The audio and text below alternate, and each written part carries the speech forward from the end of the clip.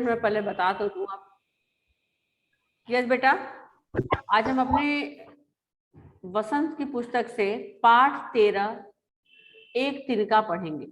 बच्चों, सबसे पहले मैं आपको अयोध्या सिंह उपाध्याय हरिऔध जी के बारे में थोड़ा सा बताती हूँ कि इनका जन्म 15 अप्रैल 1865 को आजमगढ़, जो कि उत्तर प्रदेश में है, के निजामाबाद कस्बे में हुआ था। बच्चों, उन्होंने अपनी जो पढ़ाई थी वो घर पर ही रहकर हिंदी, संस्कृत, बांग्ला, पंजाबी तथा फारसी की शिक्षा ली थी। घर पर ही रहकर उन्होंने ये सारे विषय की शिक्षा प्राप्त की थी। हरिऔध जी को खड़ी बोली का प्रथम महाकाव्य माना जाता है, महाकाव्यकार माना जाता है। मतलब कि उन्होंने खड़ी बोली में पहले ऐसे कवि हैं जिन्होंने खड़ी बोली में कविता लेखन किया है ना। उन्होंने हिंदी कविता के विकास को महत्वपूर्ण भूमिका निभाई है। हिंदी कविता जो हिंदी विषय है, सभी सब्जेक्ट में, सभी विषय में कविताएं लिखी जाती हैं, तो हिंदी विषय में जो कविता लेखन है वो अयोध्या सिंह उपाध्याय जी ने ही शुरू की थी। उन्होंने ही इसका विकास किया था, इसलिए उनका महत्वपूर्ण स्थान इसमें बताया गया है। उन्होंने संस्कृत के छंदों का हिंदी में अच्छा सा प्रयोग किया है, कि कुछ ऐसे हिंदी कविता में संस्कृत शब्दों का, छंदों का भी प्रयोग किया है। बच्चों, हरिऔध जी की रचना प्रिय प्रवास खड़ी बोली का प्रथम महाकाव्य माना जाता है। खड़ी बोली में लिखी हुई एक रचना में क्या नाम है? प्रिय प्रवास। प्रिय प्रवास इनका प्रथम महाकाव्य माना जाता है। इसके अलावा साधारण हिंदुस्तानी भाषा में उन्होंने चोखे चौपदे तथा चुपते चौपदे की रचना कर उर्दू के महत्व को रेखांकित किया है। उन्होंने आलोचना तथा बाल साहित्य में भी अनेक महत्वपूर्ण कार्य किए हैं। उनकी प्रमुख रचनाएं हैं प्रिय प्रवास, वैदेही, वनवास, रसकलश, प्रेमांबु, प्रवाह, चोखे चौपदे, चुपते चौपदे आदि। अयोध्या सिंह उपाध्याय हरिऔध जी का देहांत 16 मार्च 1947 को हुआ। तो अब अयोध्या सिंह उपाध्याय जी का जन्म कब हुआ?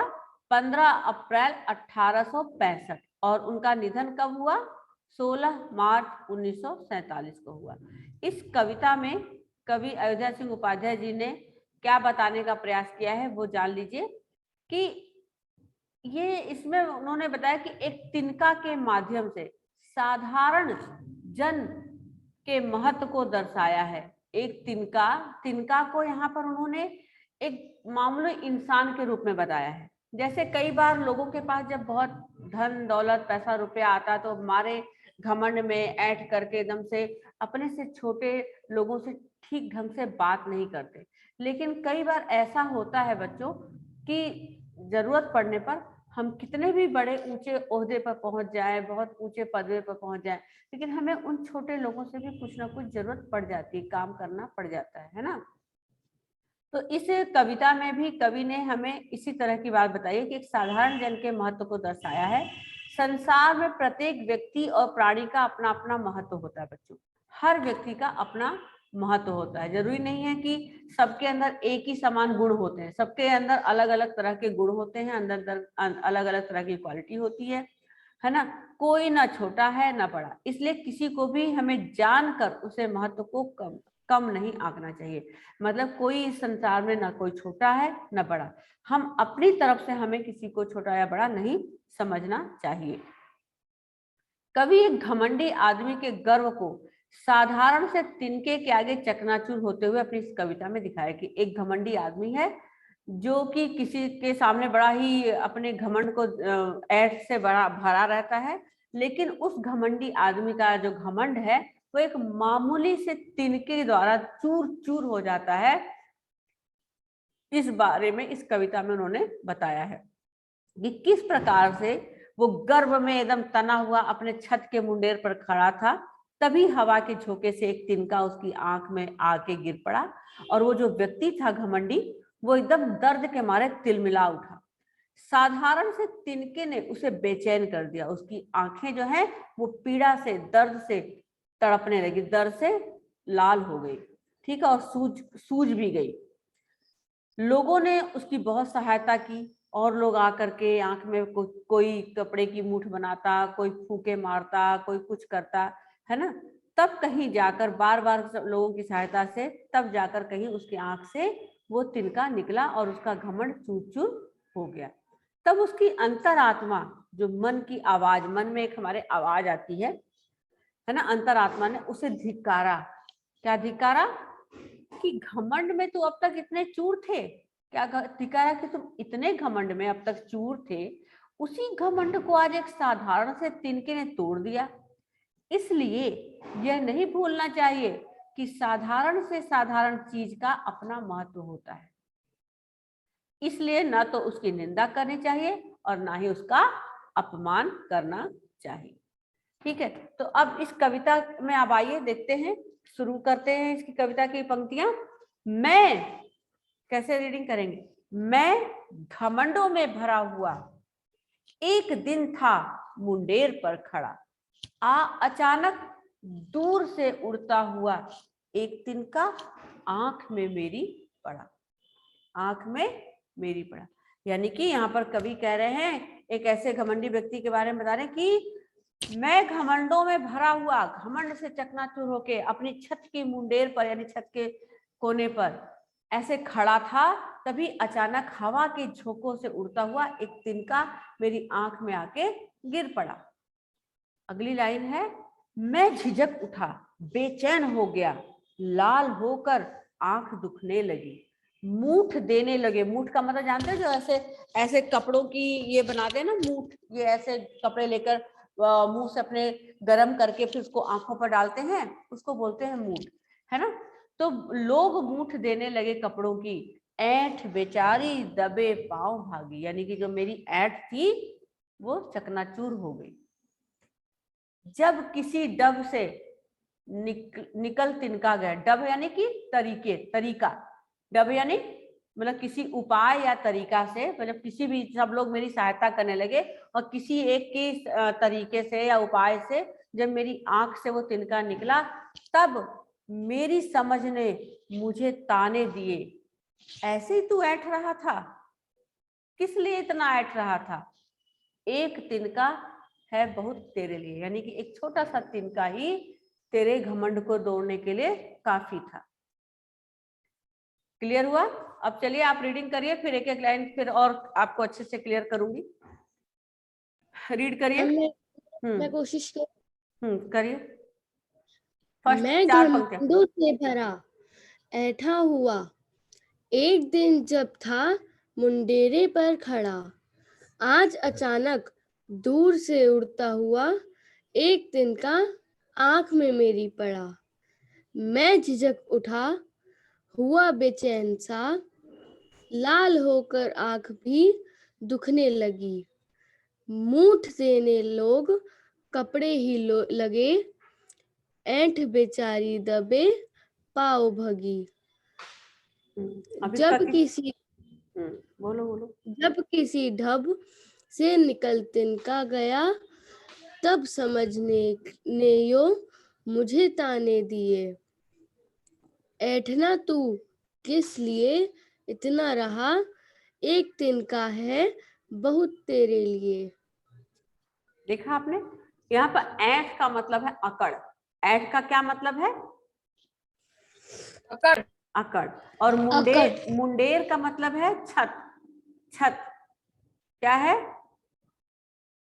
तो यहाँ पर अब एक बार फिर से मैं आपको बता रही हूँ कि इस कविता में कवि कह रहा है कि एक दिन जब एक घमंडी व्यक्ति गर्व में फूला हुआ अपनी छत पर खड़ा था, कि तभी अचानक कहीं दूर से एक तिनका उड़ता हुआ आया और उसकी आंख में पड़ गया। वह अपनी घमंड में पड़ा, अचानक से विपत्ति से घबरा गया। मतलब कहाँ तो वो घमंड में भरा पड़ा था और कहाँ उसके आंख में एकदम से तिनका पड़ा, तो वो एकदम से अचानक से घबरा गया, है ना। ऐसी कष्ट वाली विपत्ति उसके ऊपर आई तो वो घबरा गया। आंख में पड़े तिनके ने उसे बेचैन कर दिया। तिनके के आंख में पड़ जाने के कारण उसकी आंख जो है वो लाल होकर सूज गई और दुखने लगी। जब लोगों ने उसे इस तरह से बेचैन होते हुए देखा तो उसकी ओर आए और उसकी मदद करने लगे। कोई कपड़े की गर्म मूठ उसकी आंख में देने लगा, तो कोई उसकी आंख को मलने लगा, तो कोई उसको आंख में फूंके मारने लगा, है ना। इस तरह से कई तरह के अपने अपने उपाय अपनाने लगे। जब किसी एक तरीके से, मतलब किसी एक उपाय से इतना कष्ट सहते हुए जब वो तिनका निकला उसकी आंख से, इस तिनके से उसे इतना कष्ट हो रहा था कि उसकी जो ऐंठ थी, उसकी जो घमंड थी, वो दबे पांव चुपचाप से भाग खड़ी हुई। तब उसकी समझ ने उसको ताने दिए कि किस बात के लिए घमंड कर रहा था, क्यों ऐठा पड़ा था तू इतने घमंड में। एक छोटा सा मामूली सा तिनका तेरे घमंड को तोड़ने के लिए काफी रहा। इसलिए यहाँ पर यही बताया गया बच्चों कि हमें कभी भी किसी भी परिस्थिति में हम रहें, अगर हमारे साथ अच्छी बात होती है कुछ भी, तो हमें कभी भी घमंड नहीं करना चाहिए। आज मान लीजिए आपके पास भगवान ने सब कुछ दिया है, धन दौलत पैसा रुपया हर चीज दिया है। कभी ऐसी परिस्थिति आएगी कि वो धन दौलत आपका पड़ा ही रह जाएगा और वो भी काम नहीं आएगा। क्यों?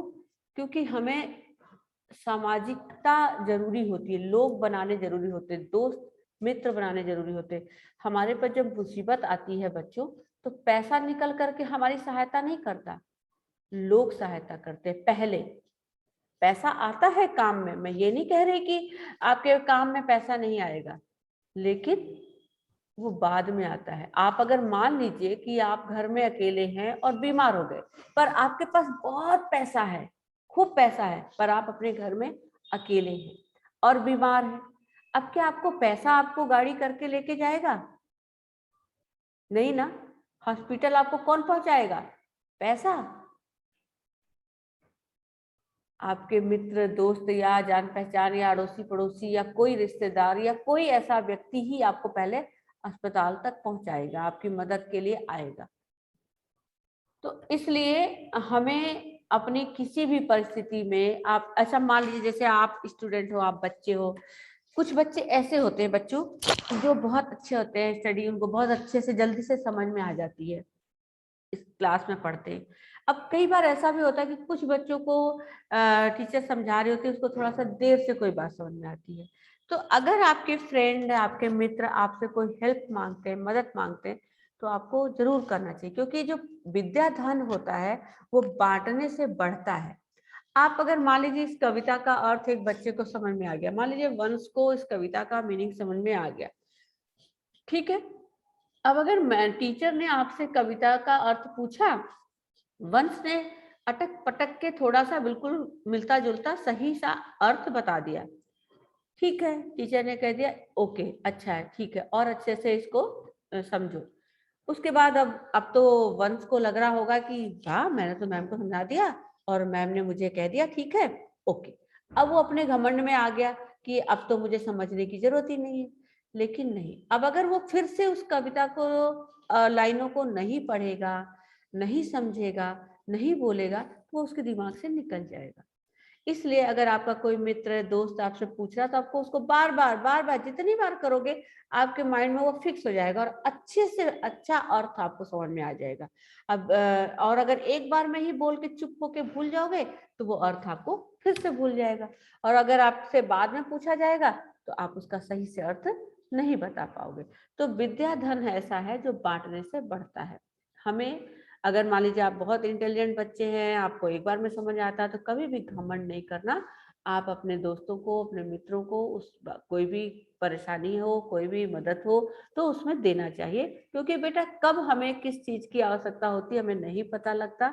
हमें हर किसी की सहायता करनी चाहिए। क्लियर हो गया इस कविता का मीनिंग? क्लियर यस हुआ? मैम।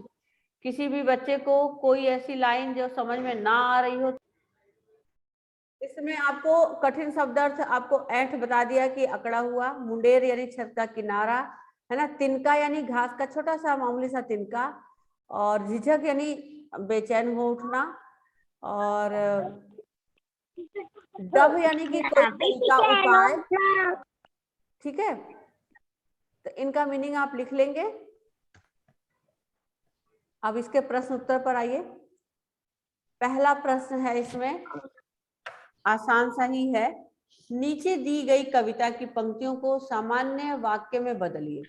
जैसे पहला है, एक तिनका आंख में मेरी पड़ा, इसको सही, जैसे एक तिनका आंख में मेरी पड़ा, मेरी आंख में एक तिनका पड़ा, है ना, सामान्य वाक्य ये हो गया ना। मूठ Yes, ma'am. देने लोग कपड़े की लगे, तो लोग कपड़े की मूठ देने लगे, ये दो उदाहरण आपको करके दिखाया हुआ है। अब यहाँ पर आपको ये चार दिए हुए हैं, इनको आपको लिखना है। एक दिन था जब मुंडेर पर खड़ा, अब आप क्या इसका बनाओगे सही मैम ये एक दिन जब दिन मुंडेरे जब पर खड़ा मुंडेरे- था। एक दिन जब मैं मुंडेर पर खड़ा था। हाँ जी, बिल्कुल सही, एक दिन जब मैं मुंडेर पर खड़ा था। एक दिन जब मैं मुंडेर पर एक दिन जब था मुंडेर पर खड़ा, ठीक है, एक दिन जब मैं मुंडेर पर खड़ा था, ये लास्ट में आ जाएगा। लाल होकर आंख भी दुखने लगी, आंख भी लाल होकर मेरी आंख भी लाल होकर दुखने मेरी आंख भी लाल होकर मेरी तो दुखने यहाँ पर लगी। है ही नहीं, आंख भी लाल होकर दुखने लगी, ये आंख होगा। होकर दुखने लग। हाँ, आंख भी लाल होकर दुखने लगी, ये आएगा, आंख भी Yes, लाल ma'am. होकर दुखने लगी।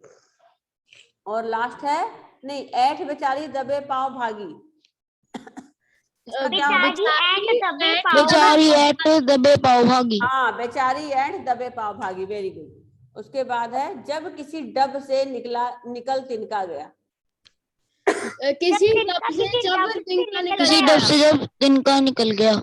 किसी डब से जब तिनका निकल जब गया, तिनका निकल गया। Yes right. तो ये सामान्य वाक्य आप अपने आंसर बुक में लिख लेंगे, ठीक है। Okay ma'am. हाँ, अब सेकंड है, एक तिनका कविता में किस घटना की चर्चा की गई है जिससे मैम मैं बताऊं? जिससे घमंड नहीं करने का संदेश मिलता है, बताओ। एक तिनका कविता में किस इस घटना की परिचय दिया गया है कि एक लड़का होता है जिसके आंख में एक पत्थर का टुकड़ा चला जाता है। पत्थर और का हमें पत्थर का टुकड़ा चला जाएगा, पत्थर चला जाएगा तो फिर भाई पत्थर का टुकड़ा जाएगा आंख में। मैम एक घास का तिनका। हाँ, घास और पत्थर में अंतर नहीं घास है। घास का तिनका चला गया था, वह बहुत घमंडी था। जब वह उसे लगा कि उसका घमंड, तो वह दबे पांव भागा, पर वो भाग ना पाया क्योंकि उसकी आंख पूरी लाल हो गई थी। तो सबने उसकी मदद की, इससे उसका घमंड टूट गया था। इस कविता में घमंड में ऐठे व्यक्ति की आंख में एक तिनका पड़ गया, तिनका पड़ने से उस व्यक्ति की आंख लाल हो गई, दर्द होने लगी। इस घटना से हमें यह संदेश मिलता है कि हमें कभी भी घमंड नहीं करना चाहिए, क्योंकि कभी भी छोटी से छोटी वस्तु भी हमारे घमंड का चकनाचूर कर देती है। हमें कभी भी घमंड नहीं करना चाहिए, क्योंकि कभी भी छोटी से छोटी वस्तु भी हमारे घमंड को चकनाचूर कर सकती है, ठीक है। आंख में तिनका पड़ने के बाद घमंडी की क्या दशा हुई, ये तो बहुत इजी है, बोलो। Ma'am can I tell? हाँ, बोलो बोलो बोलो। आंख में तिनका पड़ने के बाद घमंडी को बहुत दर्द हुआ, उसकी आंख लाल होकर दुखने लगी, वह बेचैन हो गया और उसका सारा घमंड समाप्त हो गया। हाँ, गुड, वेरी गुड आंसर, ये है ना। उसकी आंख क्या हो गई, लाल होकर दुखने लगी, सूज गई, और उसकी घमंड जो है निकलकर भाग गई, चकनाचूर हो गया। घमंडी की आंख से तिनका निकालने के लिए उसके आसपास के लोगों ने क्या किया, ये भी आसान है। Ma'am can I tell? हाँ, बोलो बोलो बोलो। घमंडी की आंख से तिनका निकालने के लिए उसके आसपास के लोगों ने कपड़े की मूठ बनाकर आंख का तिनका निकालने लगे, अर्थात कपड़े की नोक से तिनका निकालने का प्रयास करने लगे। हाँ, कुछ लोग उसकी आंख मलने लगे, कोई फूके मारने लगे, कोई कपड़े की मूठ बनाकर उसको आंखों पर लगाने लगे, है ना, तो जिससे कि उसके कपड़े के कोने से उसका तिनका निकल गया। अब है लास्ट, एक तिनका कविता में घमंडी को उसकी समझ ने चेतावनी दी, ये रहा पूरी कविता लिखी हुई है ना। इन दोनों में क्या समानता और क्या अंतर है, लिखिए। तो ये जैसे एक पहला है कि एकता तू किस लिए था, इतना रहा, एक तिनका है बहुत तेरे लिए, इसी प्रकार दूसरा है, तिनका कबहू न निंदिए पांव तले जो होए, कबहू उड़ी आंख में पड़े परी घनेरी हो। यहाँ पर ये कबीरदास जी ने भी लिखा है ना इस तरह की कि एक छोटी सी तिनके को कभी भी जो है पैरों के नीचे नहीं रखना चाहिए कि कभी भी उड़ करके हमारी आंख में पड़ जाएगा तो उससे हमें बहुत कष्ट होगा। ये दोनों लाइनों का मिलता जुलता अर्थ है, इसमें क्या अंतर है बताओ, बोलो।